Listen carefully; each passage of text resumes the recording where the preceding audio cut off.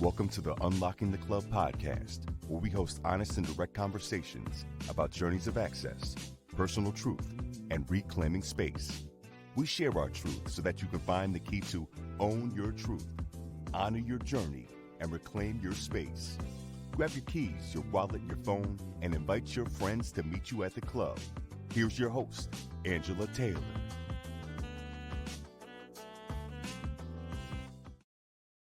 Hey, y'all. Welcome back to another episode of Unlocking the Club, a place where we delve deep into the truth, where we delve into the spaces that we live in and the journeys that we navigate. I'm your host, Angela Taylor, and I'm really excited to steer us in a little bit of a different direction today during a session of discovery and dialogue. Today's episode is going to touch on the theme of artistic expression and social impact. Both really resonate with anyone who's using their craft to challenge the status quo. Today, we're going to be joined by a phenomenal guest, an artist, a storyteller whose work spans film, music, and beyond, infusing every project with a mission to provoke thought and to inspire change. Together, we're actually going to discuss the power of art as a vehicle for social commentary, the challenges of being nuanced and bringing those stories to the mainstream audiences, and the personal journeys behind the public successes. We'll uncover what it means to be a creator in a space that's constantly evolving and how our guests' unique perspective shapes their work. So whether you're tuning in during your daily commute, fitting us into your workout, or winding down at home, crank up the volume and get ready for a compelling conversation. Let's unlock some wisdom together right here on Unlocking the Club as we are joined by special guest, Deborah Jane Burke. Deborah Jane Burke is a dynamic filmmaker, writer, hip-hop recording artist, and producer. As the daughter of Guyanese immigrants who grew up as one of the only Black families in a predominantly white Orange County suburb, Deborah Jane found refuge in writing and hip-hop, igniting her passion for social justice and storytelling through music. Her journey led her to Stanford University, where she penned an award-winning hip-hop musical inspired by a childhood nightmare of being trapped in slavery. The play was later developed into a short film called Strange Fruit, the Hip-Hopera, and is now in the process of becoming a feature-length film about racial reconciliation.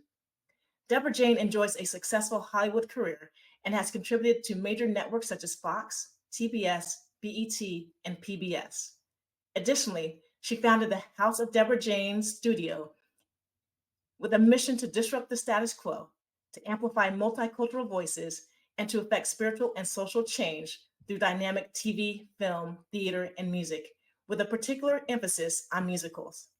Thanks for tuning in today as we share some food for thought in a soulful conversation with Deborah Jane Burke. Deborah Jane, thank you so much for joining us. How are you doing today? I am amazing. I'm so grateful to be here. Thank you for inviting me on your show, Angela. Well, thanks for joining us. Like just reading your bio and hearing about you through some mutual colleagues. We both are Chocolate Cardinal Stanford grads, and so there's that immediate connection. But the work that you were doing in film and music and the arts is really riveting to me in some powerful ways because it's still delving with that social justice and the social change. And I'm curious, Deborah Jane, beyond the bio, which is phenomenal, who is Deborah Jane Burke? What are we missing on that bio? What made it to the cutting room floor, if you will, in that bio? Well, first of all, 05 had to do it because I am a Cardinal, true and true. Second of all, yes, the cutting room floor, which is such a great term as a filmmaker, basically what was edited out. I would say Deborah Jane is a daughter of God, first of all, and a creative through and through. And I would describe myself as a musical revolutionary.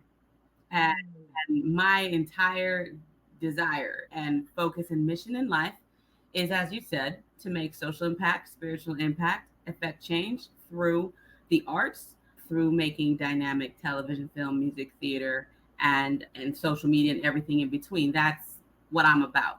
And why? It's because I want to live this life on purpose. I want my work to have impacted people to the point of action.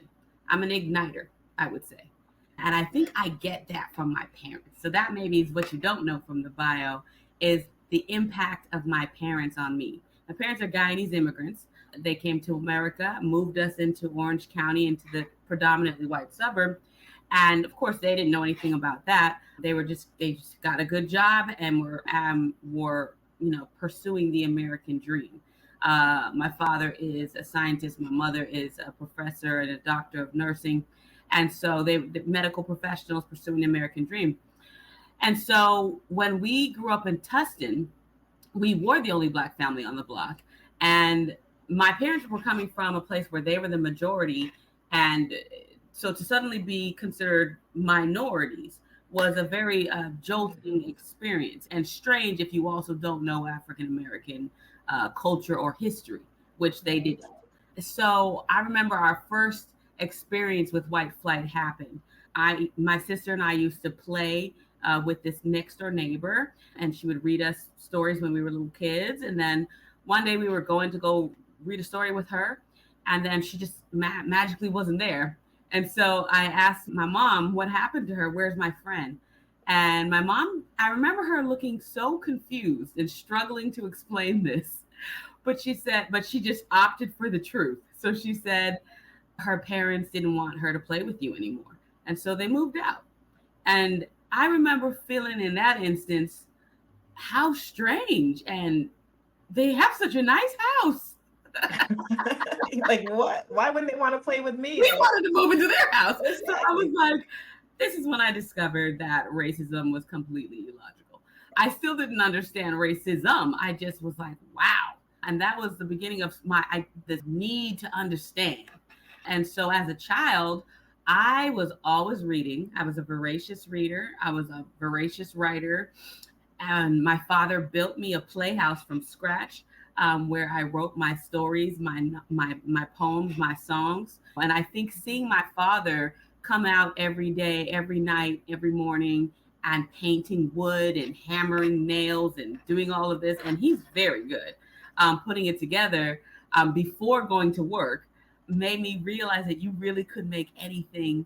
You can make something out of nothing. It's possible. And this is where the possibility started to engender itself in my mind. I believe subconsciously that's why my company is called House of Deborah Jane, because I saw houses being built in front of me by my father. And that's where I wrote my first stories and really delved into writing. But I was a voracious reader, so I was always begging my mom if I could go to the library. And I was a very unique kid. I was like, Mom, can I go to the library? Please, can I go to the library? That is a gift from an angel, right? I do not have to entertain my child. She's asking me to go to the library. What a gift. Amen. So she sent me there. I would be there for hours. And I started reading slave narratives as a child at 12 years old. And it was because my surroundings gave me no understanding of African American culture at all. I was surrounded by a white neighborhood. I went to a predominantly white school. My parents were immigrants from Guyana. And so, but I was supposed to be this thing called African American. I was supposed to be this thing called Black. And people were expecting this certain Black behavior or Black identity, which I didn't know what that was. And so I was like, let me just read everything I can on anything Black. So I literally started with slave narratives. And I know that's not the beginning of African American history. I know that our history spans before that, and we come from the motherland. How could they ever? At that point, I'm just reading everything I can. And I remember being enraptured, stunned, and terrified by what I was reading. Harriet Tubman very quickly became my hero and still is my hero. I was astonished that a 25-year-old woman could escape a plantation and follow the North Star with not to even a map or a car and successfully get free, then go back and do it again. Yeah, do it again. I could not believe that. I was like, wow, what a woman. And I strived. I said, I want to be like her. I still want to be like her. So that's why I call myself a musical revolutionary. She's my hero. But I also was terrified by the brutality of chattel slavery in America. It was horrific. And I realized that the horror of it is absolutely sanitized in our education systems.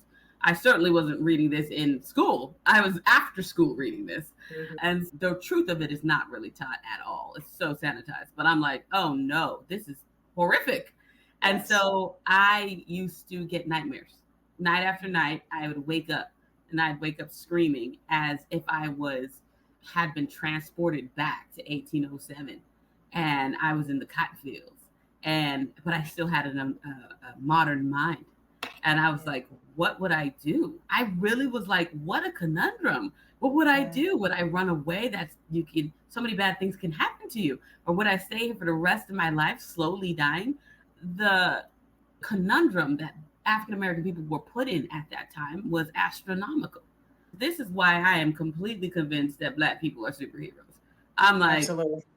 to survive that, The resilience that has to show up generation after generation is remarkable. Oh, it's remarkable. I'm Yeah. like, Superman should be a Black woman. That whole thing I was like, this is amazing.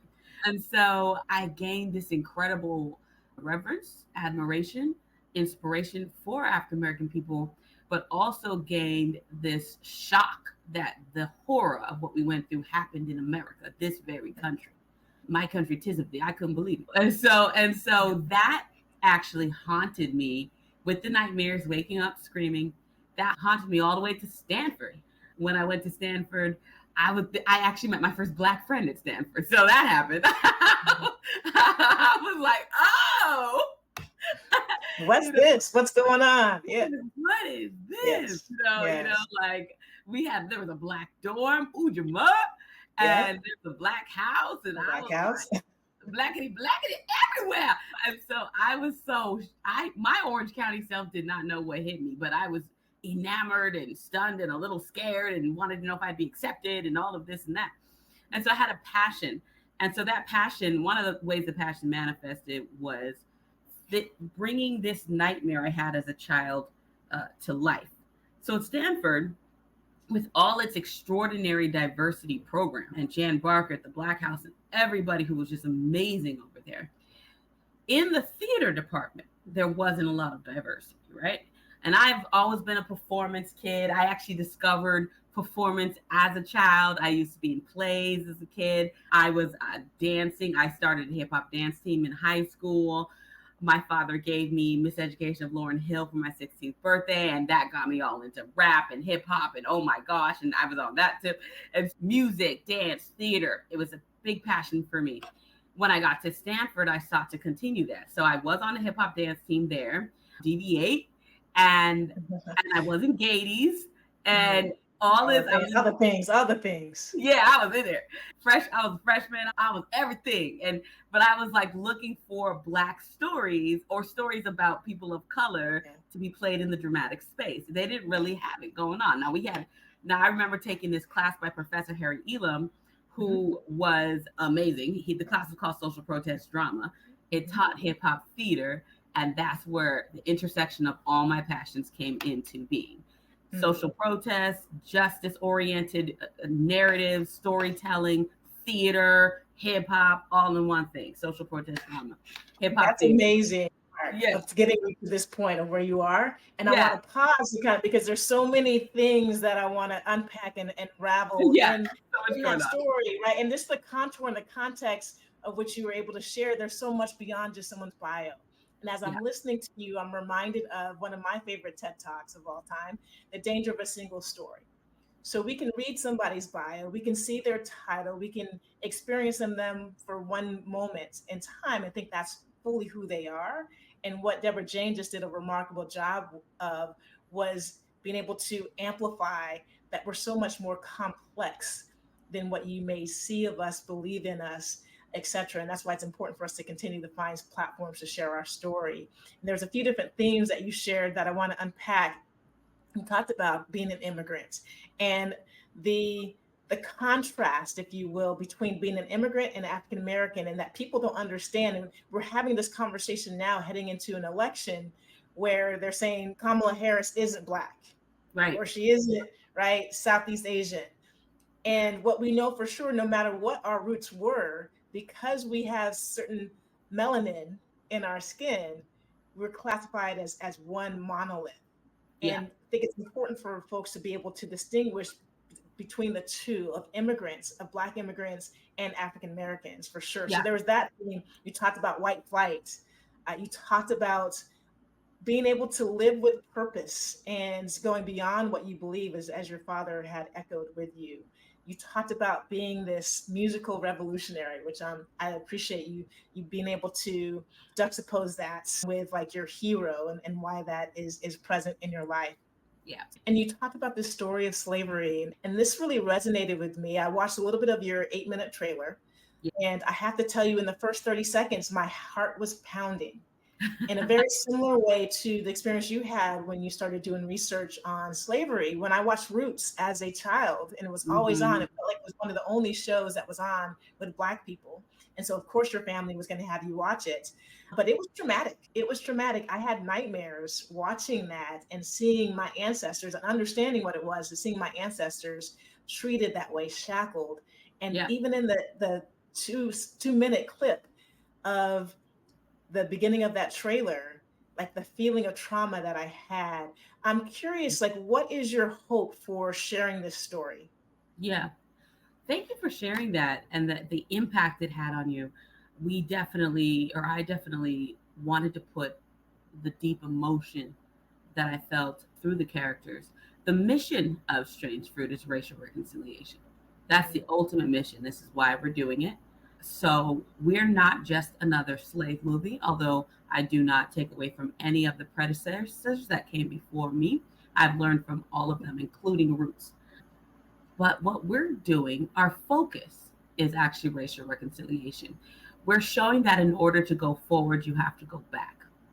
And our main character is literally my nightmare come to life. Our main character is a modern day African American woman. She's a whip smart, brilliant Wall Street executive. She's corporate. She's kind of like you, corporate, trying to climb the corporate ladder and break into the white boys club and all of this. And she's trying to have her perfect little life and do all of that. She's completely disconnected from her roots and her culture when you first meet her. She's no interest in that. She doesn't see a purpose of that. All she wants to do is be successful, Yale graduate, and marry the love of her life, a man named Todd, who happens to be white. So she is in an interracial relationship. The problem is that her whole relationship is haunted and is underneath a curse. So she actually has to go back in time to rescue her ancestor from a lynching, because the one who lynched her ancestor is the ancestor of her husband. And so she's having to actually go back in time in order to rescue and redo the past in order to have the future and the present that she wants. And her marriage, the life of her husband's on the line, everything's on the line. And so it's high stakes, radical adventure that she goes on, which she does for love. But in the process of it, she discovers who she really is too, and her connection to her ancestor, that sisterhood and that bond, and her lineage and all of this. And she discovers the story of African Americans in this country through which she is a part of. So it's a pretty radical tale, and we tell it through hip hop. We tell it through rap, song, dance. The language we love, right?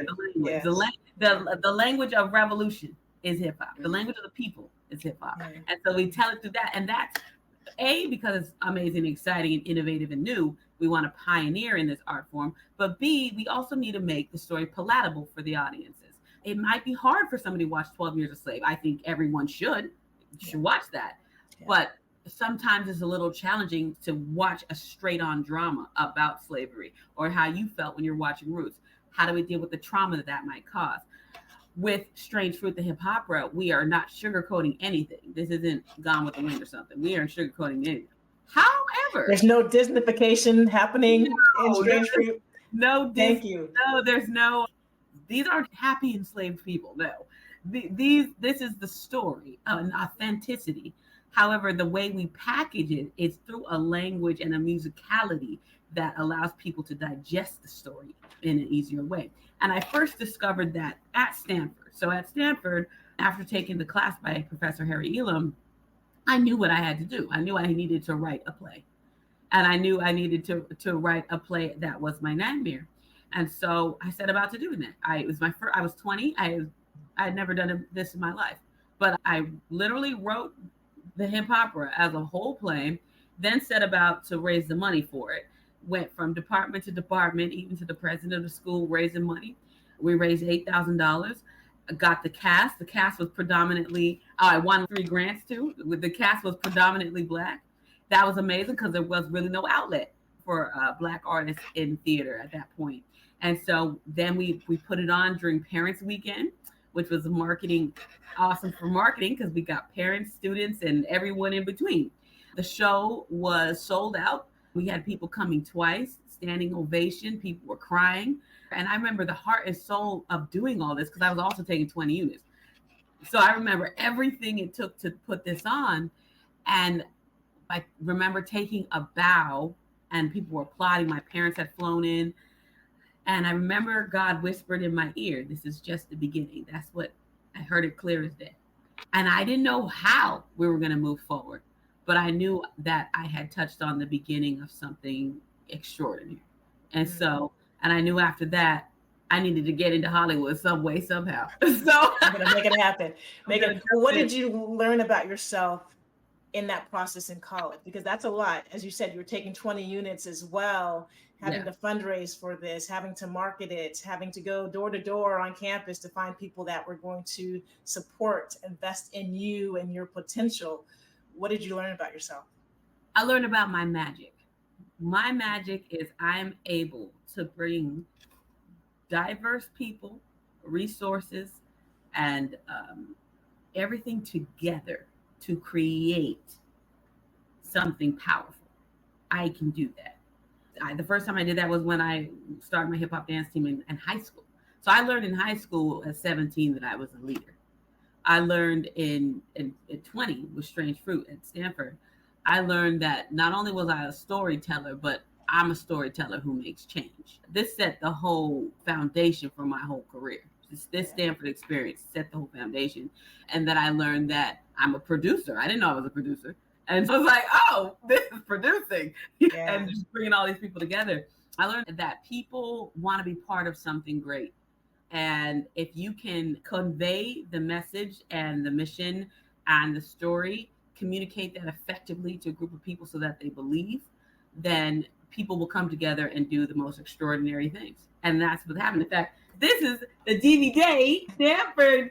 Yeah, it's a DVD, so you know. Hey, do not throw out those DVD players, right? Yeah. This is going to be entertainment gold one day. Now, do you see this person right here? Yeah. Is that, you know who that is? Is that Issa? That's Issa Rae, right? She launched her career. Yeah, well, I mean, she launched her own career, but I was grateful to be a part of it. She played one of the leads in our play. She played the ancestor or a modern girl. Well, for those of you that are listening on your podcast platform of choice, Deborah Jane just showed the cover of the DVD from Strange Fruit back in the day. At Stanford, what year was this? The hip-hop? 2004. 2004. So 20 years ago. Years. That is phenomenal. That is phenomenal. We'll post this photo on social media so everyone can see it. Oh yeah, I got the opportunity to direct her and got to first see this budding talent there. And then she went on and created a whole bunch of plays at Stanford and then of course launched the whole situation. So I'm glad I got to be a part of that. But that's where it all began. And yeah, that's like the story of the birth of Strange Fruit. Yeah. Well, the birth of Strange Fruit also coincides with this thing that's echoing in my mind, this sense of Black excellence. And I know in an Black immigrant family for sure, there's this standard of what you do and who you should become. But there also is inside of this nomenclature that we've always grown up around Black excellence and our yearning desire to be excellent in whatever it is that we do. There's also a tax that comes with it and a toll. And so you're early in your career and in your journey, but you've done some really impressive and powerful things. Is there a toll that you've experienced? And if so, what has that been? So I would say like this. I love Black excellence. I love having a standard of excellence. Mm-hmm. And my parents absolutely instilled that into us. I remember back when I was a kid, like in second grade, I had been getting B's, but then one day I got an A. And I said, you know what, if I can get A's, why would I ever get a B again? And so I went for like straight A's after that. And that sort of, and my parents had an expectation of that. They were not shocked when I did well. They would have been shocked if I didn't do well. Right. And so I think people rise up to a certain expectation of them. Now, I'll tell you who was shocked, my teachers. Some of my teachers were shocked. Some of my teachers would call home, call my parents and say, hey, your daughter got an A, or your daughter's doing well. And my mom would be just so confused. She was like, why are you calling me? Like, do you call all the parents? Of course she does well. You know what I mean? And so I see, this is important because for Black people in this country, sometimes others have an expectation that they won't be excellent. And that expectation is detrimental because people live up to whatever expectation you have. And my parents had an expectation that you're excellent, period. And so whether it was being questioned by my teachers, or whether I was being bullied too for being a nerd, whether I was being bullied by peers, other folks who didn't think I should be studying, even some Black kids who didn't think I should be studying and things like this. All of that can be counteracted if you have a standard of excellence instilled in you at home. Yes. And that you live out for. So when it comes to what I produce, when it comes to my plays, when it comes to my company, I'm about everything being excellent, which is very important because now after breaking into Hollywood, which definitely started from the bottom, now we hear like Drake definitely started scrubbing floors, being a PA, doing whatever it took to get into Hollywood, and then building from there, focusing on the writing. Eventually I went to USC. I got my master's in screenwriting. And after that, I launched my company. And so I expect to be able to compete with anybody, Black, white, or otherwise. I expect my work to be as excellent as anybody else, to get the same type of money, to get the same type of exposure. That's my expectation. And that's because that's what my parents implanted in me. And I make entertainment. It's about Black people, but I make entertainment for everybody. And so that's one. Now, the toll, to answer your question, the toll came when your identity becomes attached to accomplishment. That's where some of the toll and trauma I've experienced is, to where if I'm not achieving, am I still somebody? Or am I still important? Am I still valuable? I have struggled with the idea of my value being attached to my achievement, to the point where I struggle if I'm not achieving something. And that is the toll. I think that it's very important that we understand that our value first comes from God. It doesn't come from anything we achieve. Before we achieve anything, we're valuable. We start off valuable. That's our birthright. And so that's that golden birthright that we have to stand on first. And then anything we're achieving come from that. It's coming from a place of I'm already valuable and I'm putting this value into the world, as opposed to I'm trying to be valuable by what I put into the world. Exactly. And that's the racial reconciliation that you speak of, right? That has been the narrative in this particular country from really everybody. Like, there's a way that we're socialized, regardless what identity that you're in, that people of color are less than, that aren't capable of getting that A. So that when it happens, it's a surprise and not the norm. We have to start to disrupt that narrative that is out there as we are going through this racial reconciliation. And part of it is that we need to believe it ourselves first and foremost. So I appreciate you saying that it starts with us and understanding where these gifts are bestowed upon us, but understanding our value. And when you understand your value, we say all the time with my consulting company, my business partner, Stacey Parson, and I, if you're working twice as hard, you need to ask for twice as much money. Right. And always ask for 100% of what you want 100% of the time. But if you have to know what your value is, if you aren't sure what your value is, then other people aren't going to see it, right? You have to be able to walk in the room with that much confidence and know that there's some systems and some structures that may get in the way. Sure. But if you acquiesce, then it's going to be so easy for others to acquiesce as well. Oh, yeah. Yeah. And we're seeing that with Kamala Harris right now. Mm-hmm. She knows that she has what it takes to be a president, whether you're for her or not. I'm not talking about who politics. I'm talking about a person's capability and self-concept. Yeah. If she didn't have the self-concept that she was excellent and deserved this White House, she would never run. She wouldn't have had the chutzpah it takes to go there and face everybody who wants to deny her based on her gender and her race. Because literally, That's what they're talking about.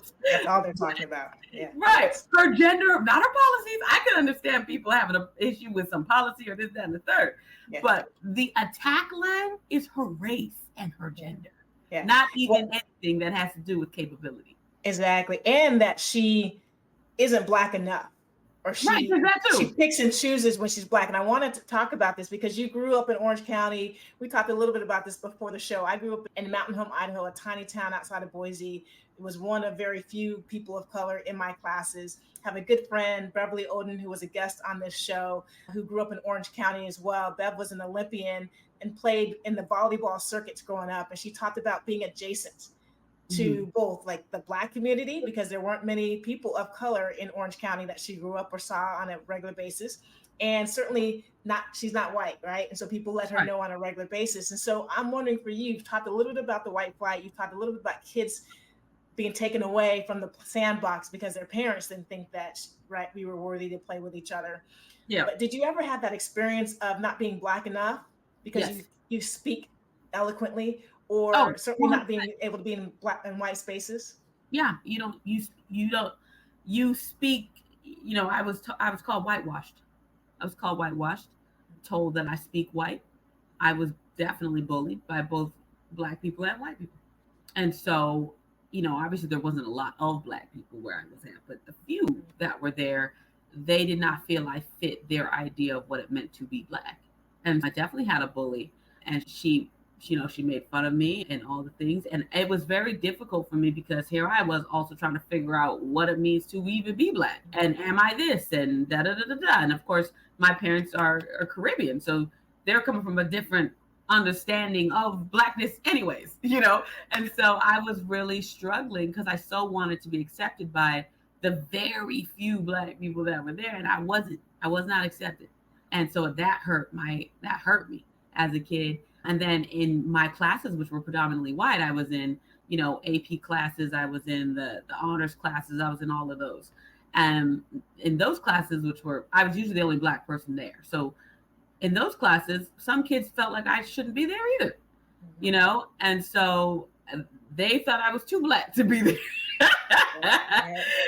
And so I remember when I got into Stanford, there was only 2 people from our school that got into. Our valedictorian didn't even get in. And I remember her crying about it, but it was me and another person. And I remember when that happened, there was all of this like whisper conversation throughout the school about how did I get in?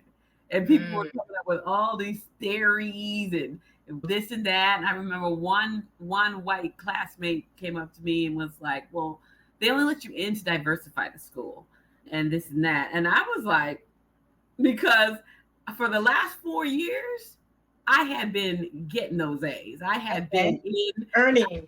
I had, just because I didn't talk about it because I was so shy from being bullied, it doesn't mean that I wasn't out here achieving. I had a 4.3 GPA. I was like out here like on a success track. And so when he came and threw out his attack line that I was some kind of charity case, it really, really, it hurt. It hurt. And that's the type of attacks that are coming at Kamala. So growing up in Orange County, I did feel not Black enough for the few Black kids. And I did feel too Black for the majority white kids. Yeah. And I remember even my teacher in journalism, I had written articles and all of this. And I remember he sat me down. He said, "You're not like the rest of them." And it was the first time I had gotten a backhanded compliment. Yeah, that's a loaded compliment. Right. I was like, wait a minute. Like, I didn't know, first of all, it didn't feel good. But it sounded like a compliment, but it didn't feel like a compliment. Yeah. And I was like, the rest of who? What is he talking about? And also just like, when I finally started understanding, he's saying, you're not like other Black people. Yeah. I was like, how insulting, how insulting. And so just this sort of bifurcated experience where everybody was, not everybody, but so many people were projecting onto me what they thought I was and should be based on my color and what they thought Black was. And everyone's projecting their idea onto me. If I didn't have my own self-concept developed and being nurtured at home by my parents, I would have probably fallen into stereotypes, been afraid to achieve, been just confused and just, I probably would have, struggled more in life. You know what I'm saying? Because even with the strength of having my family back up who I really was, I still was affected by that, by all that bullying. So this goes to show again how important it is to allow people to become who they really are instead of assigning them stereotypical identities that have nothing to do with them. No, that's fantastic for you to share, because I think this is a topic that we don't talk about enough. And I wasn't comfortable having this conversation till well beyond college, when I just so happened to stumble into a conversation with some friends who had a very similar lived experience where they felt like they didn't fit in anywhere. They didn't fit in with the Black kids, or people, maybe some Black students at Stanford who grew up in a different surrounding than Orange County or Boise, Idaho, felt differently about who you were, how you showed up, how you spoke, who you interacted with. And that was really painful when people were questioning whether you were Black enough because of your lived experience. And all I knew was to be authentic to me. And then the same thing, right? You knew you were adjacent to maybe people that you had grown up around, and that they didn't really see you or hear you or appreciate you. There were some things about who you were authentically that were invisible to them. And that's a Yes, really lonely feeling that I think we need to discuss more, because I have high expectations for all of us, people of color.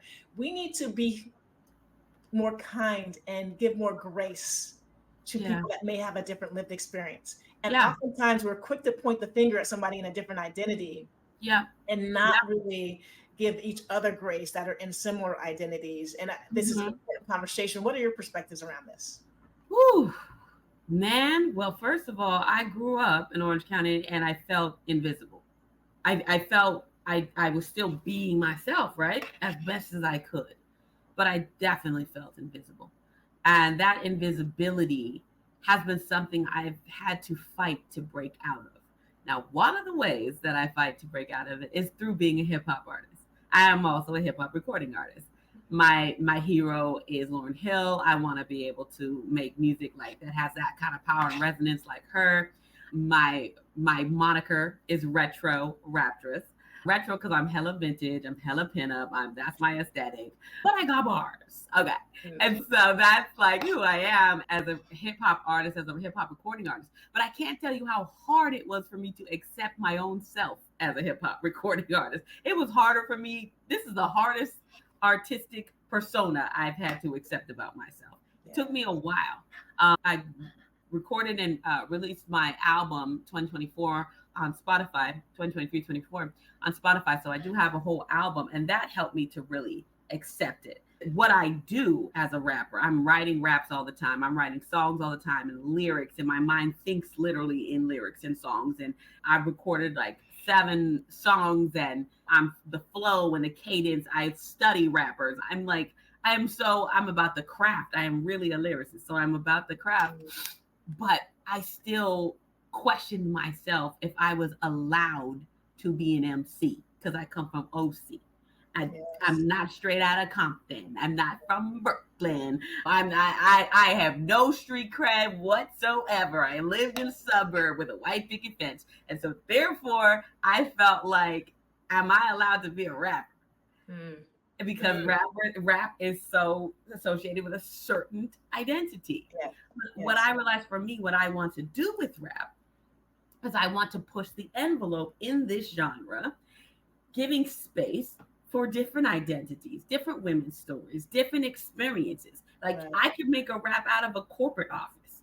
I can make a rap out of that experience. Absolutely. You know what I'm saying? And the person I feel who did this the best was Lauryn Hill. She took her experience as a young mother, very spiritual, all her social justice activist, and she put that all in her rhymes. And so we're having this different persona. And I'm not saying there's anything wrong with any of the other personas, but she gave me this window to something new, that this is what you can do with and permission. And so I want to pioneer in hip hop and rap. But first I had to accept myself as an OC, as an MC, which was very challenging. So one of the ways I did that is I wrote a song called The OC. And it's literally about is literally about this experience. It's literally about being an MC from Orange County. Yes, love it. I And love it. what it takes. The first Yes. lines are, grew up in the magic kingdom, the tragic kingdom, no doubt. On the radio and Avril Lavigne in, white picket fence and manicured homes, our 17th in, tested. It was our Truman Show, perfect and pristine in. The only black family on the block had me feeling invisible. Learned how to shrink so white people feel comfortable. Next door neighbors, they didn't want their kids to play with us. Moved out their house rather than spend the day with us. I love it. You know, those are some bars right there. Those are some bars. Yes. Yes. So you know, it's in me, and I'm manifesting it. But the acceptance of it, that took a while. You were a true lyricist, right? They call it the raptress. Is that what? Yes, raptress. Which is rapper / actress, which is something that Lauryn Hill. Absolutely. Yes. Well, I get curious as we get ready to head in the break. So as you've unlocked that club for yourself, Deborah Jane, of getting to be okay and give yourself permission and the grace required to be the lyricist that you want to be, what advice would you have for others who are trying to do the same? I would say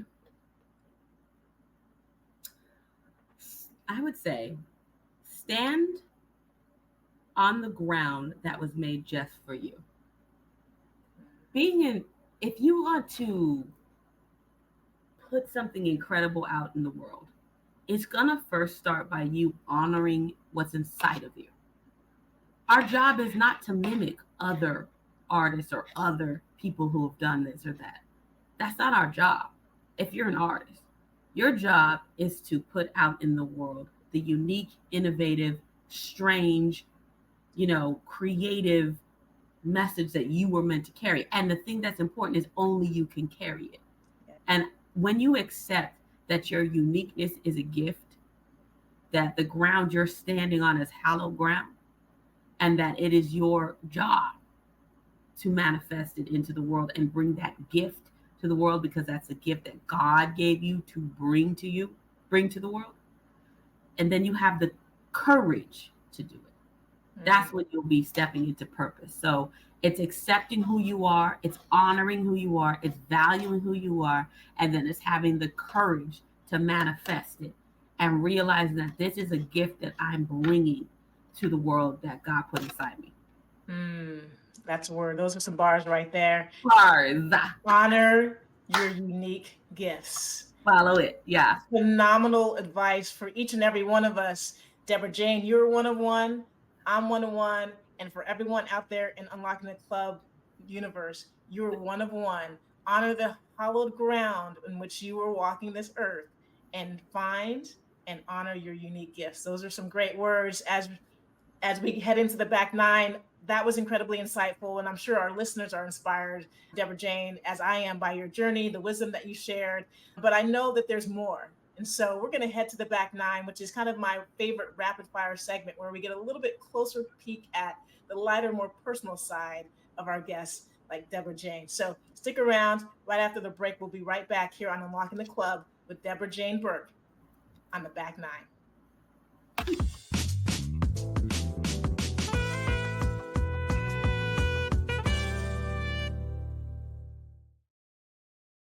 All right, welcome back to Unlocking the Club. I'm Angela Taylor, your host, and it's time for the back nine, where we get a little bit more personal and have some fun with some rapid fire questions, just to let you into the world of our incredible guests.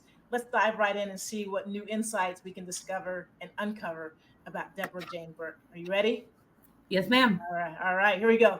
Deborah Jane, besides your own home, where is the place that you feel safest to be yourself? With my mother. Yes. Family.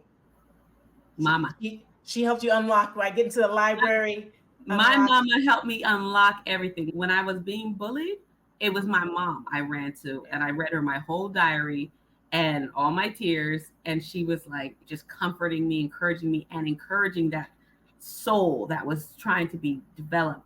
All my original stories that I wrote in my playhouse, I read them to my mom. And so it's my mom's belief in me that fortified the identity that I am a writer, I am an artist, I do have something to say, and it's worth being listened to. Mm, the moms out there, the aunties, right? All of those people that see you for you and Yeah. are willing to help you bring that out in yourself. I love it. That's Yeah. the same is true for my mother. Like was always there no matter what, and to be able to have that relationship with her, I knew she saw more in myself than I saw in me. Oh yeah. And it was Yeah. that belief that really fueled my journey. So I love it. Woo. My mom's one of the people that made me feel visible. Made you feel visible. Yeah. Well, so when you were navigating this journey, like there's things that we encounter where we may have a little bit of trepidation. Was there something where early on in your journey you had trepidation that you no longer have?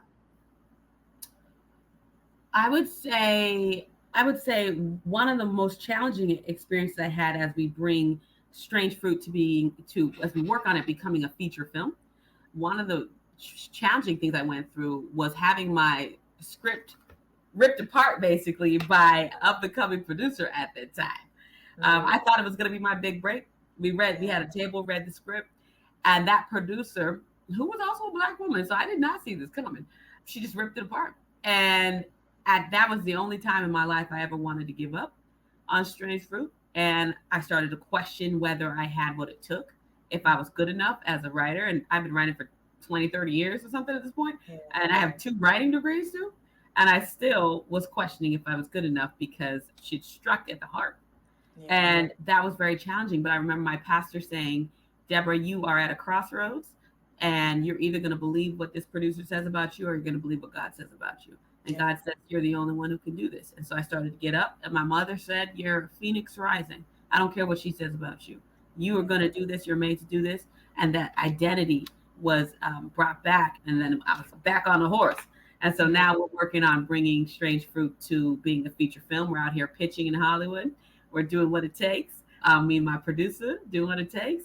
And with the prayer that it happens. With our short film already has won several film festival awards. So using that as our proof of concept to bring this to life. Hollywood is not for the faint of heart. It's tough. Yeah.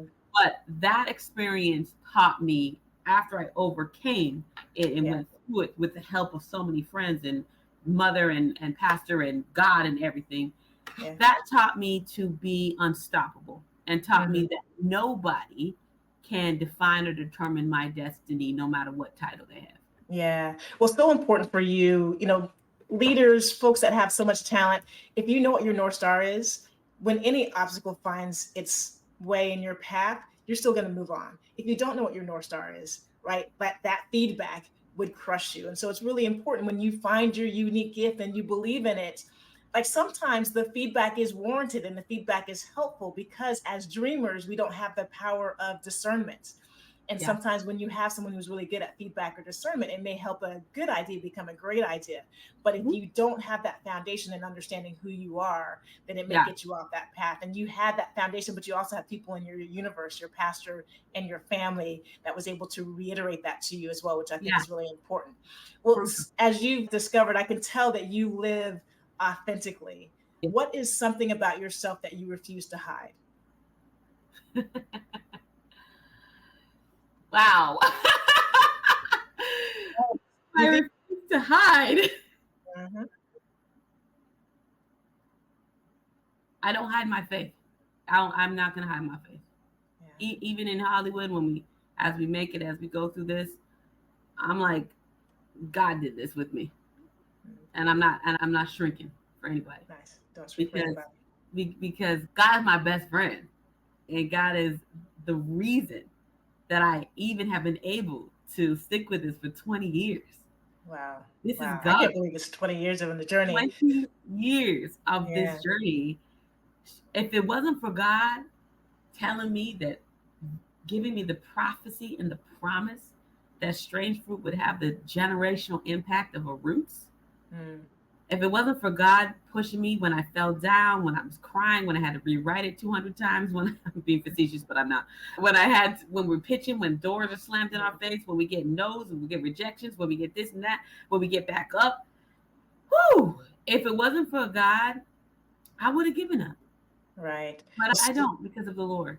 Yeah, you haven't given up. And so what rings true for me about you, Deborah Jane, is in order to not have given up under the circumstances, you know what your superpower is. Yeah. What is that superpower? Well, first of all, God. Mhm. and second of all, I'm a visionary. And I am also tenacious. And Nice. I believe that if God gives me a vision, then it's meant to be visualized, Mm. you know? So I can't stop until it's in theaters around the world. Nice, nice. Well, so you're not going to stop, and you were a storyteller. So when you think about this world that we're currently living in, and all the spaces that you navigate from, Stanford to Orange County to Hollywood and the entertainment scene, what is a story that needs to be told? Ooh. I think connecting back to these themes of people of color, having stories told about them that are not stereotypical, unconventional stories of people of color that center people of color, where they are the hero, not the best friend, the protagonist. Those, I think, are very necessary. And it Black people, Asian people, Latin people, Native American people, everybody needs to have those stories centering them, where we're looking at it through their worldview, right? That's really, really important to me. So I would say that, and that's what my company, House of Deborah Jane Studios, that's what we strive to do. Our mission is to champion and elevate and amplify multicultural voices. We do it a lot through music-based and musicals. We specialize in that. But multicultural voices, giving them that platform, giving them that opportunity to tell their story their way. Also, innovation too. Let's not just recycle the same old stories all the time. Yeah. Let's be Yes. innovative. Oh my goodness, please, let's not just recycle those same old stories. We need some fresh perspective for sure.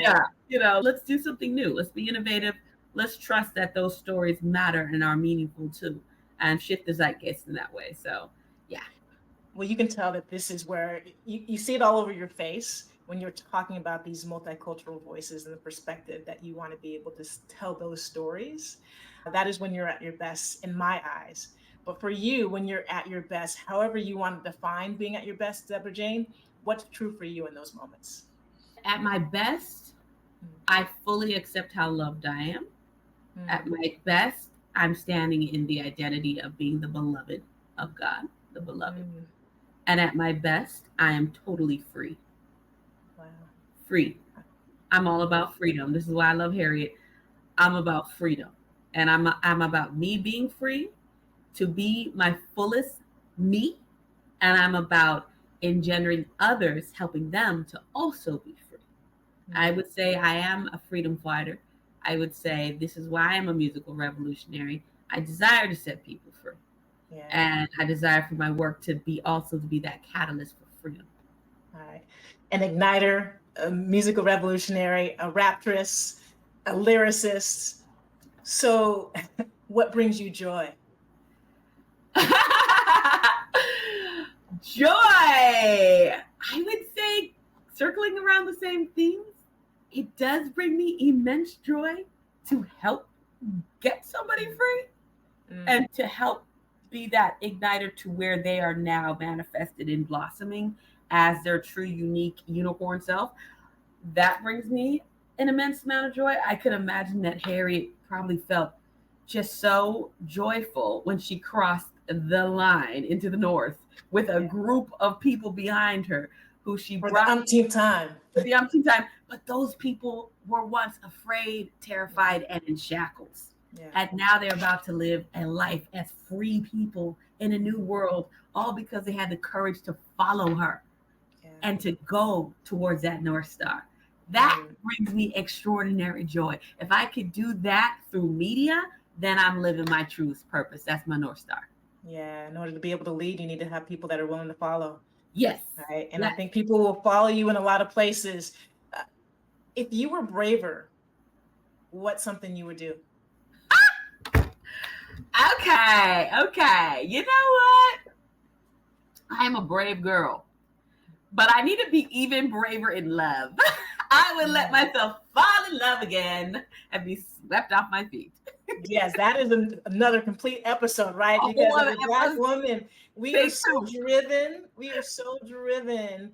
And if we applied the same drive and tactics that we do in our day-to-day workplace, we probably Right? Like, things might look different. why am I out here? I'm like, Harriet Tubman, let's go, pound to them. Exactly. But when it comes to like, can you join a dating app? I'm like, Exactly. The willingness to be vulnerable. And I'm going to encourage you to be vulnerable in all aspects of your life. Yes. And it's the time and the place, right? When you feel the time and the place is right. Well, the time and the place is right now, Deborah Jane, for you to let our listeners and viewers on YouTube know where they can find you and any special projects that you have that we should be on the lookout for. Absolutely. So for our film, Strange Fruit, please visit www.strangefruithiphopera.com, our website. We're happy to have you join the conversation around racial reconciliation. We're also on Instagram at strangefruit_hiphopera. So please follow us, share. We are trying to ignite in a whole conversation around this film and what we're doing as we push towards the Hollywood dream. For me as a music artist, you can find me on Instagram as well at retro_raptress. That's RAPTRESS. So I'm right there. If you want to take a listen to my album, it's called Who is Retro Raptress? And it's done in a 1940s film noir style, like a crime drama, where I am a revolutionary by day, or a revolutionary by night, and a starlet by day. So very much that's the style of it. You can find that on Spotify, Who is Retro Raptress. You can also put my name in there, Deborah Jane, and you'll find me. So yeah, that I would love for folks to tune in to the work that I'm creating and be a part of the movement. Amazing. Make sure you check out all of those sites. Follow Deborah Jane on Instagram and social, and stay tuned. There are going to be a lot of projects, I have a feeling, that will be coming out, and we all are going to be better off for the opportunity to be able to witness your journey and to be able to view the stories that you were looking forward to telling. So thank you so much for being a guest on Unlocking the Club. Absolutely. I'm so honored. And speaking of a lot of projects, basically we're hoping to be like the Tyler Perry of Orange County. So just love it. Getting it done. Making it happen. But thank you for letting me be a part of Unlocking the Club. This is an incredible interview. You're amazing. And this is an amazing platform and show. And I appreciate it. And I'm blessed to be here. Thank you so much. Awesome. Thank you, Deborah Jane. Woo! As expected, so many dimes were dropped, and Deborah Jane definitely finished the back nine in style. Thanks for your wisdom and grace, Deborah Jane. I learned a lot from our conversation today, and I know our listeners truly did as well. I'm listening to this thing that's resonating and reverberating in my mind around your unique gifts, of honoring those unique gifts that have been bestowed upon you and trusting it, and giving yourself grace as you navigate the journey. There's no linear path that we all have, but if you trust your instincts, you trust the gifts that you've been bestowed with, and you don't try to mimic somebody else, but you find out what's special about you, then you'll find a lot of joy, the joy that Deborah Jane demonstrated throughout our conversation. So grateful for Deborah Jane Burke for joining us here on Unlocking the Club. Again, a lot of nuggets were dropped. I hope you all enjoyed this episode. And if you did, make sure that you hit that subscribe button. If you already have subscribed, tell a friend to subscribe to Unlocking the Club podcast on your favorite podcast platform and on YouTube, where you can watch the videos of our episodes. Again, for Unlocking the Club, I'm your host, Angela Taylor. So grateful and thankful for all of you for tuning in and listening to our conversations as our guests unlock their truth, share their stories, and reclaim their power. Until next time, be well. Thanks for listening to Unlocking the Club. If this conversation resonated with you, subscribe to our podcast on iTunes or your favorite streaming platform so that you can experience every episode. And follow us on social media, where you'll hear about future guests, access special features, and connect with this amazing community. Head on over there and let us know how you are unlocking the club. Until next time, peace.